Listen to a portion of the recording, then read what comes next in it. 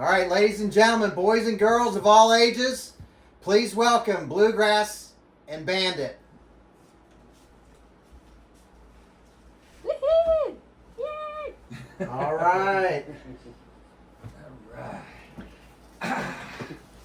We're here. Up. Let me take this off, so. Now we're in a comfort zone. All right. So we are here to finally interview Bluegrass and Bandit. There's been some questions roll in. I had some questions. My name's Cake Wheel.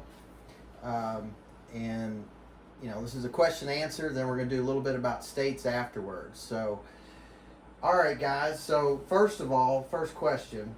Your background about hiking the AT. What made you want to hike the AT, and what kind of prep work did you guys do to lead up to it? Well, I've thought about hiking the trail for probably 5 or 6 years seriously, and it's been a dream of mine. And when the opportunity presented itself with my job recently, I decided to go ahead and take advantage of the downtime and being able to do it. So as far as training goes, I've kind of dabbled in marathon runs, ultra runs. I've never been a fast runner, but you know, kind of my whole thing is, you know, try to keep going. Mhm. And the AT is just like one big long endurance run to me. Yeah. Because on your 50th birthday, you did a 50 miler. I remember I did that. 50 miles. Yeah. So. Yep. Okay. What about you, Bandit? How much time you got? Oh, mine. I went to college in Dahlonega, Georgia, which, if you know anything about the Appalachian Trail, that's where it starts. It starts right there around Dawsonville, which is the next town over. Okay. And my roommate and I used to go up there when I was in college, and we'd talk about the Appalachian Trail back then. Of course, you know, life goes on. Went through life and got married, had kids, and everything. And about 3 years ago, my boys started hiking. I had 2 sons, and both of my sons started hiking. They were grown. They started hiking, and I wanted to hike with them. Problem was, I got fat. I was 245 pounds. Oh my goodness. Yeah, I was 252 pounds, 252 pounds. And decided I couldn't hike when I realized I couldn't even run across the street. So I started training, knowing that I was going to retire in a couple of years. I knew I was going to retire. So I started training, and I started doing a lot of walking. Even had a backpack, a training backpack that I put on, and I loaded down with dog food and stuff to make sure I knew how much weight was in that thing. Okay. And I worked my way up to about 16 miles a day, 5 days a week is what I was doing in my training, and I lost 45 pounds before I ever got started. Ooh. So, Well, congratulations. training. My a lot of goodness. training. Okay. Well, good. So that's a little bit of background. And then, well, this was my personal question. How did you get your trail names, Bluegrass and Bandit? I kind of cheated on mine. Most people get their trail names, you know, when they're out on trail. They're given a trail name through some sort of unique circumstance. I wanted to record my journey on YouTube, and I thought it was best to go ahead and come up with a name that would be appropriate for the trail that I could go ahead and assign to my YouTube channel. So Okay. I kind of cheated a little bit there, but Been- came up with Bluegrass just based off the fact that I'm from Kentucky. I'm from the Bluegrass State. I do love bluegrass music. I get asked all the time, do you play? I don't play, but I love to listen. So And we tried to teach him a few chords earlier, but I think Bandit was more interested in playing music he than. got more musical talent. And what about you, Bandit? Well, I didn't have a trail name when I started. I just started, I'm Chuck. I just started with Chuck, and I've got a very identifiable laugh. Let's just put it that way. Everybody knows my laugh. And anyway, we're sitting around camp one night, and there was a gentleman we were hiking with at the time. And anyway, we were sitting around there, and I started laughing, and he said, "Oh my gosh!" He said, "You ever seen the movie Smokey and the Bandit?" And I went, "Yeah." He said, "You remind me of that guy when you laugh. You laugh." So he said, "I'm gonna call you Bandit." So I said, Okay. "Well, I don't look anything like Burt Reynolds, but if you want to compare me to him, I'll take it." So that's how Bandit came. So you didn't have a Trans Am growing up No, or I anything didn't have like that? Trans Am, nothing like that. It was just. Okay, all right. Another question is, so I knew Bluegrass before, but I just met Bandit face to face yesterday. How did you guys? Is it still rolling? Yeah. Okay. How did did you all meet on the trail? Yeah, so, you know, for me, I started on the 15th of February. He started on the 18th of February. We were 3 days lagging, but we got up into, rolled up into camp. It was right on Blue Mountain in Georgia. And we were getting ready to tackle the Smokies, and I was, you know, it's cold, it's, you know, February, and I was just anxious about going through the Smokies, you know, knowing that it's going to be freezing cold outside, and I didn't want to be going through there totally by myself. So I wanted to kind of connect with somebody, at least going through the Smokies.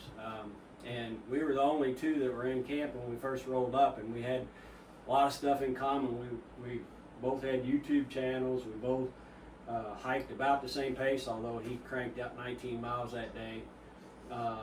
But there were just a lot of similarities, and to be quite frank, I mean, I really need to go back to our videos to find out how we kind of gelled and continued to hike together, because It's probably a blur. We never talked I about it. think we never really talked We about never it, really but we talked got about through the hiking Smokies, together.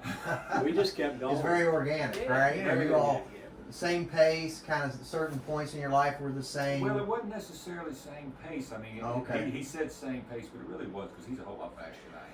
I mean, he really is. Really? Even now, he's a whole lot faster. Well, than he I am. always hikes. But- You always hike ahead of him, You though. always put the slow person in front. Oh, okay. Because the fast person gets in front, they get way ahead, and you can't catch up. The Oh, slow person, okay. but he hikes faster. But what we were doing, our mileage, our daily mileage was the same.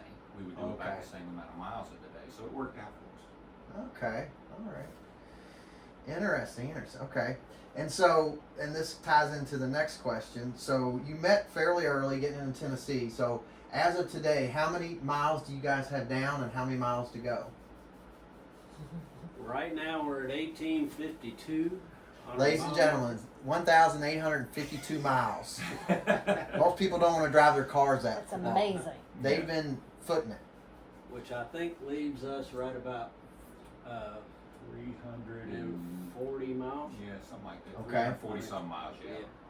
And right now we are in New Hampshire, getting ready to cross into Maine. You only got about 3 or 4 more days. Yeah, a couple days. In Yeah. that vicinity. In that vicinity. Okay. All right. In May. Okay. We still got to go over the presidentials first. Got a tough hike tomorrow, and K Quill and his wife are going to try to join them. So if we don't die. All right. So what's the weirdest thing you've seen on the trail? Weirdest thing. You might need to think a little bit about this, but you've been doing this for 5 months. Go ahead if you want. We can edit this out if we have to. Yeah, we Keep were, it our where was PG that? rated. We were walking into was it past Boiling Springs or? I'm waiting to hear what story you're going to tell first. The one where the crazy lady was. Yeah, it was in New York, and I don't know if we can tell all the whole story. We can't tell all of it. Just the abridged. I'll tell the abridged stuff because we can't tell, but we can't tell all of it. But we camped in a there was a town in New York, and I can't even remember the name of the town. But anyway, Polly.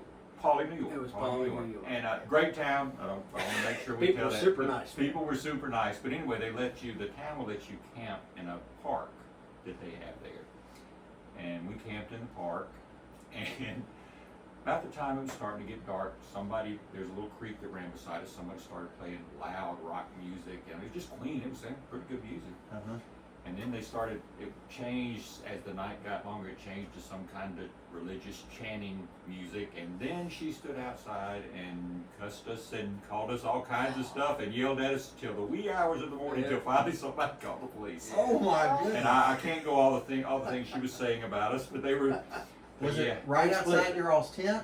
Oh yeah. She was probably 50 feet away from us. Oh my goodness. And she was yelling and screaming and telling us that you guys, a bunch of soggy hikers hiking in a soggy field, and that was the nice thing she said.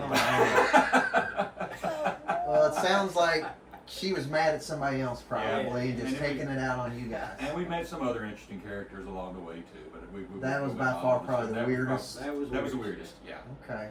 Did you all fear for your safety at that point?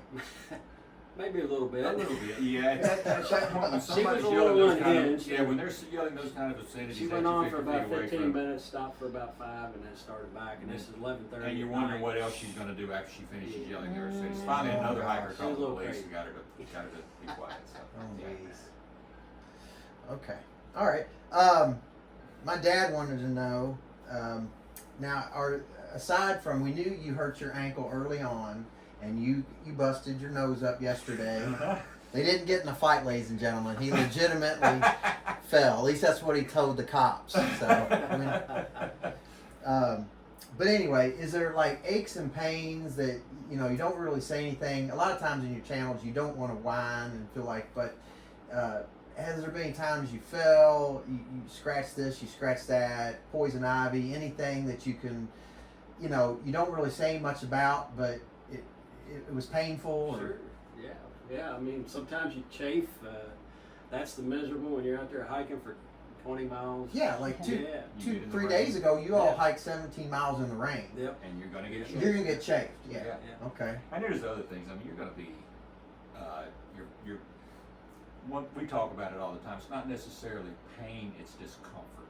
You're always going to be uncomfortable on the trail. I mean, that you can't hike, you can't walk for 1,800 plus miles, and your feet are going to hurt, your ankles are going to hurt, your knees are going to hurt. You're going to wake up in the Yeah. morning. They call it the hiker hobble.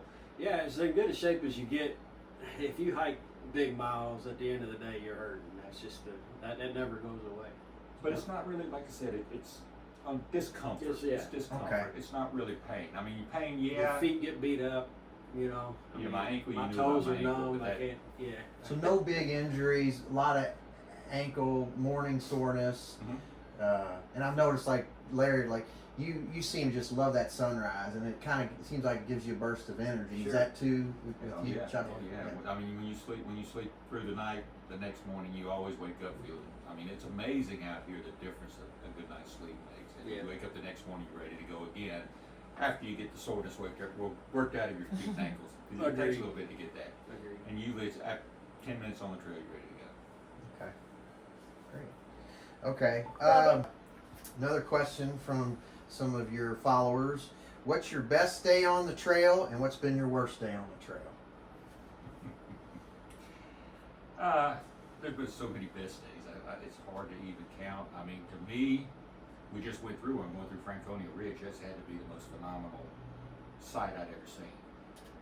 There's been some others. I mean, gosh, I can name a dozen of them right now. That's been gorgeous. Going up through the Smokies and hitting the spruce forest up through there and all that. Worst days, well, mine's obvious. Worst day was when I was coming down from what's the name of the hut where I got hurt?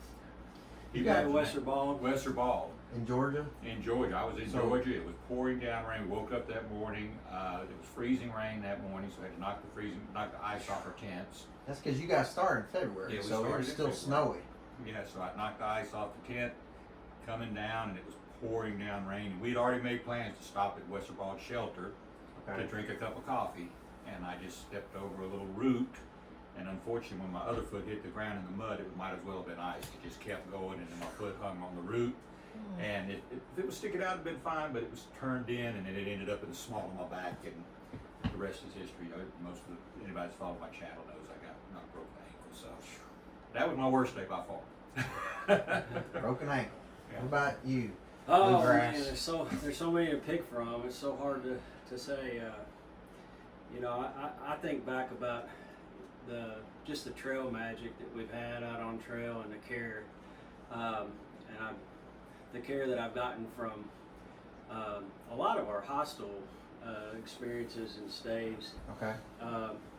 First one being Donna and Bill out at Green Dragon, because I was still very anxious at that point, and they operate that hostel, and Donna just was a lifesaver at helping me kind of put me at ease and just kind of telling me logistically, how things were going to roll. You're worried about freezing to death out there. And then Fancy's Place comes to mind That was just because that was really a cool.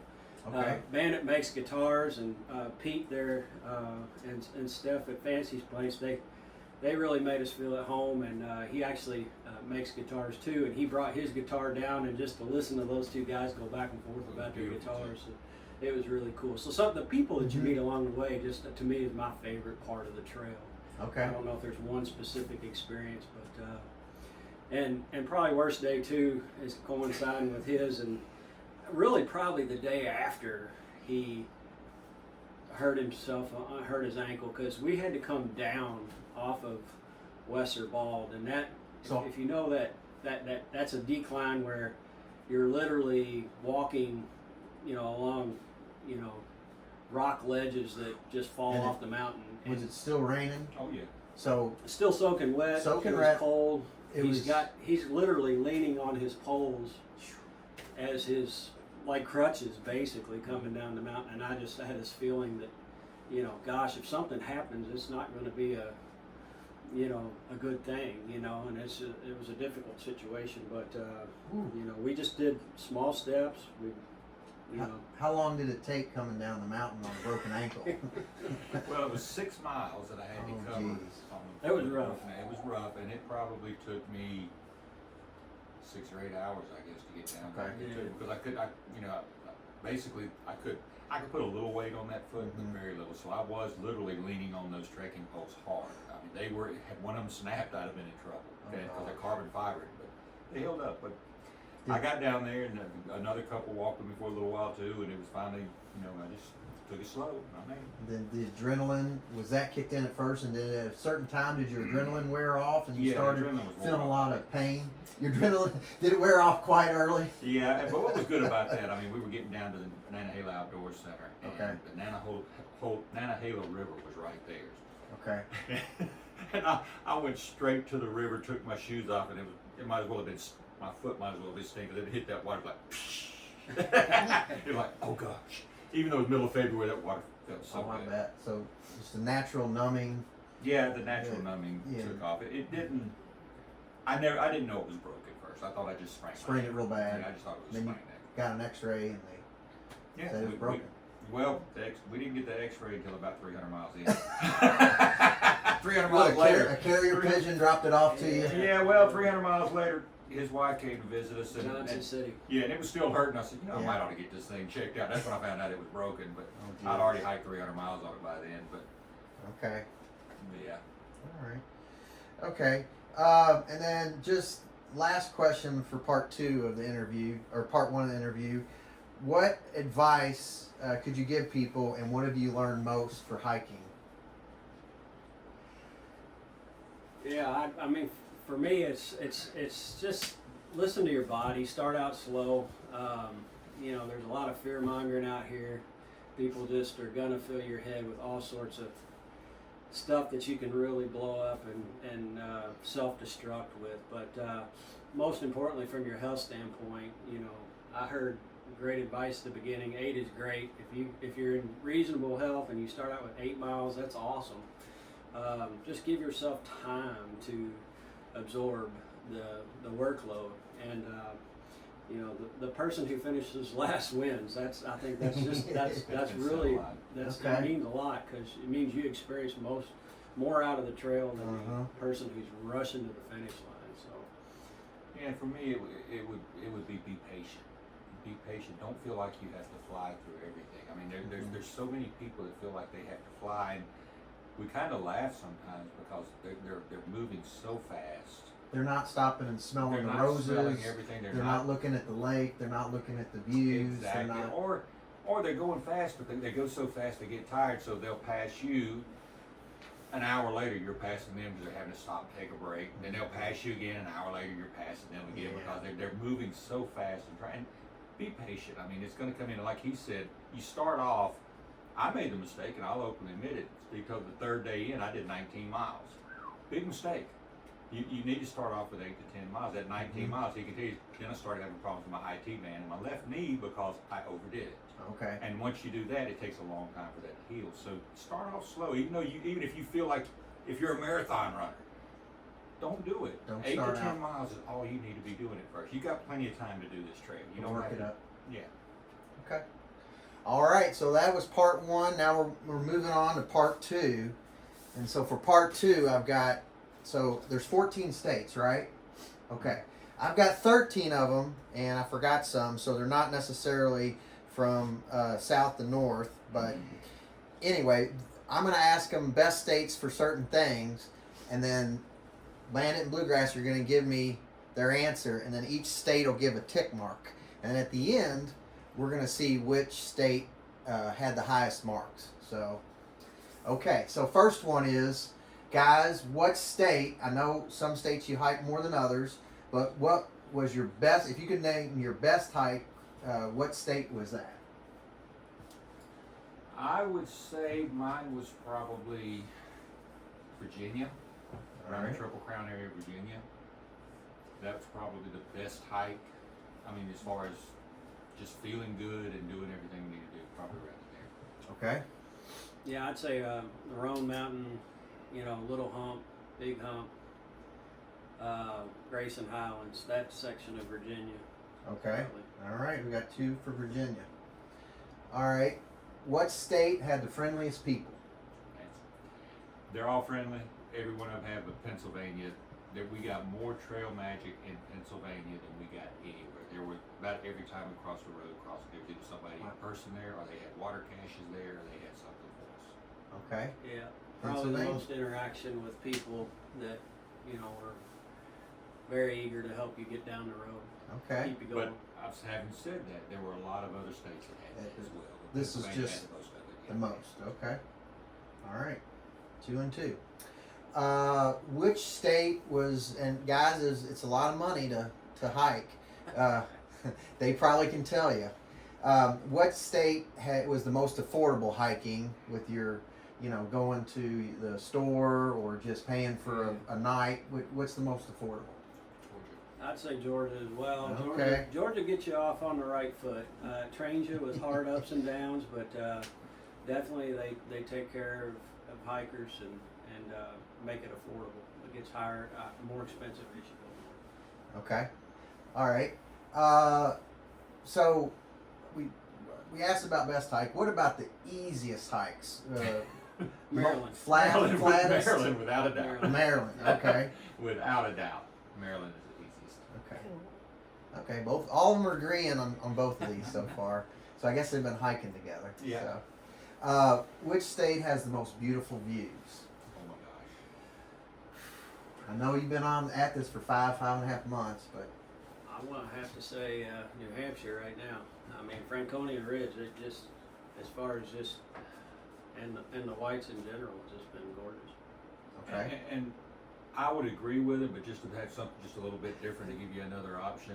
Okay. Playa Bald had some phenomenal views up there, and that's in North Carolina, I believe. Okay. And it was gorgeous out there too. All right. The Smokies has some beauty. I mean, there's some beautiful views off Bandit's also from North Carolina, so he's giving. He's kind of a little bit I'm a home little bit advantage. harsh, Yeah. Okay. All right. Which state had the best privies? Tennessee? Yeah. Not lying. They don't Tennessee have didn't to. allow it. They don't have it. They don't allow it. I'm going to go with, I think, Connecticut. Okay. Well, I would have to say that's a tough one. I don't know because some of them, all the states have bad ones and good ones. I mean, probably the best one I was at. Where was that fancy? There was Fancy outhouse. No, it wasn't an outhouse. The whole shelter was just phenomenally Okay. pretty. And I can't remember what state that was in, and that's I think another it thing. was in New Jersey. I think it was in New Jersey, so I'm gonna have to Okay. go to that one. New Jersey gets on the board. Mhm. Best privy. All right. Which state has the best camping when you all camp out? Our best campsite has probably been Vermont. Yeah, I Okay. would agree with On that. that pond. On that pond, that was a gorgeous pond to camp on. That was the best one. And then the Stones backyard, that was pretty cool too. Okay. Yeah, we that was Trail Magic. Is that in Pennsylvania true. again, or? No, that was Vermont. Vermont. That Oh, was Vermont, The guy's okay. name was Stone. He was a pass-through hiker. Oh, Like, yeah. 2002. Just invited you Yeah, to invited his us backyard, Yeah, right? invited us to his backyard, let us camp in his backyard, cooked us waffles the next morning, had his own homemade maple syrup that he gave us. Oh and my goodness. That was awesome. It was awesome. Yeah. Okay. Which And so camping, but like, which state has the best hostels? If you have to community state, Easy. That's Georgia. okay, Agreed. Georgia again. I mean, don't get me Well- wrong. They're all good. They're all good. We're just saying the best. Not all. Fancy's was in Franklin. That was North That's Carolina. wasn't North Carolina. it? Yeah, so I- they're, I'll give North Carolina. Oh, the yeah, it's vote. one North Carolina, one Georgia. Okay. I forgot about Fancy. Georgia? Fancy's in North Carolina. Well, I didn't forget. I just got it was in North Carolina. Okay, so Georgia, you're down to 3. North Carolina, you got 2. All right. Which state has the best lakes and ponds?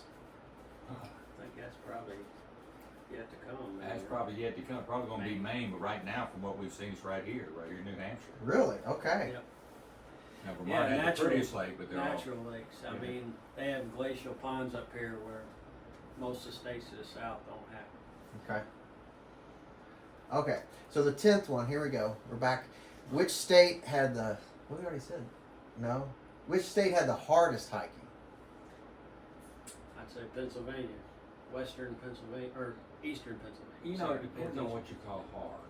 I mean, right now, New Hampshire has some of the toughest climbs and toughest rock climbs. Right, so I'd say New Hampshire for that. But if you talk Okay. about the most aggravating, Uh-huh. I would say New York. Oh, New York. Okay. And to me, New York is more aggravating than Pennsylvania.